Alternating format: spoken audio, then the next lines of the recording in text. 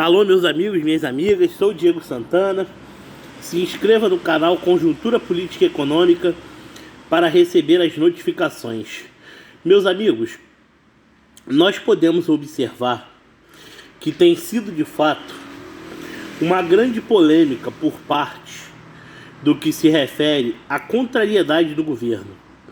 E eu tiro uma lição a partir da derrota na Comissão de Constituição e Justiça, que analisou a votação em relação ao voto impresso e auditável, e o governo sofreu uma derrota de 23-11. Isso é a prova viva que o Centrão não está com o governo e a relação entre governo e Congresso continua na mesma proporção contrária ao que diz a esquerda, que tenta a todo custo procurar razões que são corruptíveis ou desgastantes ao atual presidente da República.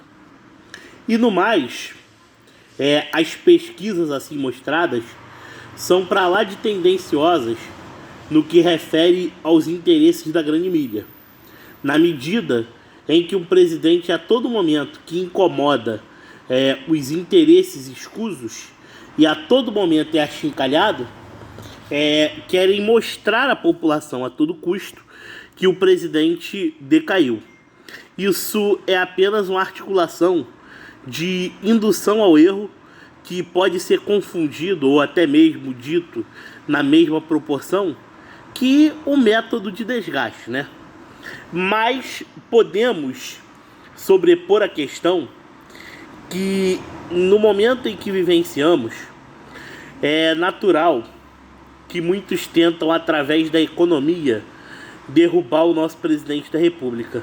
Mas se nós pararmos para analisar, nunca na história do Brasil houve uma transparência tão grande no que se refere ao orçamento público, os gastos do governo e o crescimento econômico. Porque se vocês pararem para analisar, ao longo de anos, dos mais diversos regimes políticos que esse país obteve, se nós contarmos a nível da velha república principalmente, o país crescia às custas de altos valores de dívidas que os estados, governados por coronéis, pegavam dinheiro emprestado, correto? Para estocar o café, que era a principal fonte da economia brasileira naquela época, né? E propriamente dito, houve certos incentivos à indústria, nós sabemos disso, né?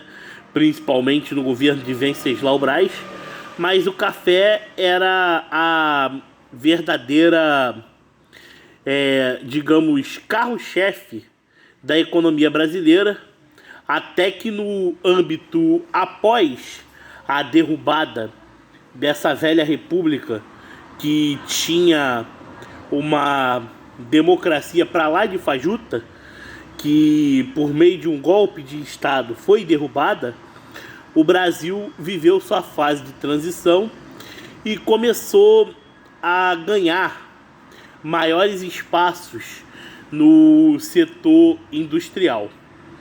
Mas até então, essa industrialização custou caríssimo, porque o seu Getúlio Vargas teve que se aliar aos americanos em troca deles financiarem a construção da Companhia Siderúrgica Nacional. E além de tudo, no seu governo conseguinte, após a deposição, o governo do general Eurico Gaspar Dutra, foram esgotadas as reservas internacionais e com isso, naquela ocasião, nós tivemos déficit na balança comercial. Então, se nós pararmos para analisar, o período do ápice do Brasil foi de 1968 a 1973, onde o Plano Nacional de Desenvolvimento, que foi o período do regime militar, obtinha-se um objetivo. Não é à toa que os grandes investimentos da ocasião até hoje faz parte de um grande período da história do Brasil. Aí você vai falar para mim, mas a crise do petróleo em 1973 freou o milagre econômico.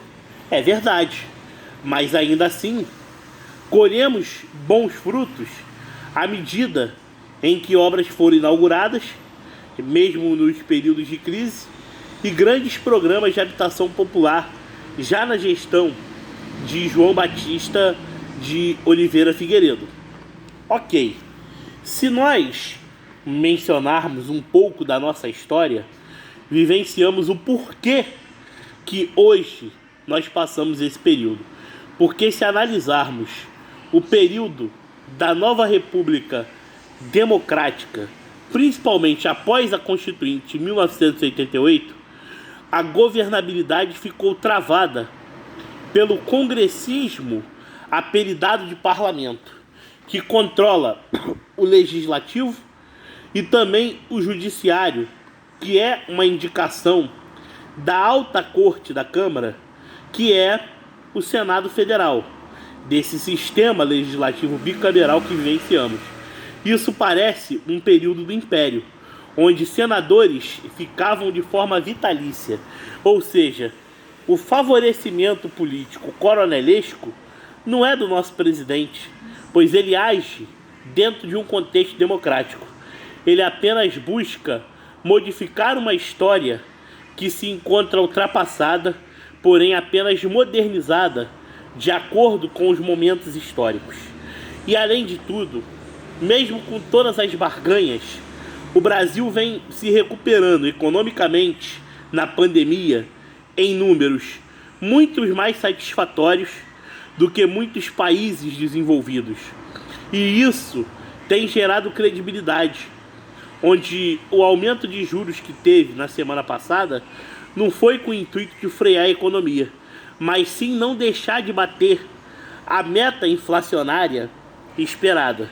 Isso significa responsabilidade, pois quando nós trabalhamos com metas de inflação, estamos trabalhando com o controle da demanda, para que o orçamento público não suba no ano seguinte e o governo não tenha que criar gastos desenfreados acima do que se de fato pode arrecadar.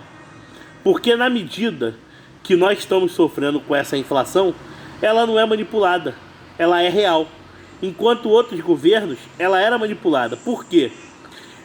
Os governos do PT, principalmente, nada austeros, aumentava os impostos em cima da classe média, da classe média baixa, para favorecer os seus grupos privilegiados e continuar mantendo os programas assistencialistas e uma política de consumo mentirosa, dando falsa dignidade aos mais pobres. E isso o que causou? Causou o fechamento de inúmeras empresas, quebra de concorrência e, como consequência, um déficit comercial significativo. Pois uma vez que se diminui a produtividade, diminui competitividade. E se diminui competitividade, não tem como andar para frente. Os rumos hoje são outros. Obras estão sendo retomadas, algumas inacabadas sendo concluídas e outras sendo colocadas diretamente para que de forma gradual o ramo de negócios aplique seus investimentos para ajudar a economia a tomar os rumos do modo que nós brasileiros merecemos. Saudações conservadoras, conjuntura política e econômica. Se inscreva no canal, sou Diego Santana, ative o sininho e receba as suas notificações. Um abraço.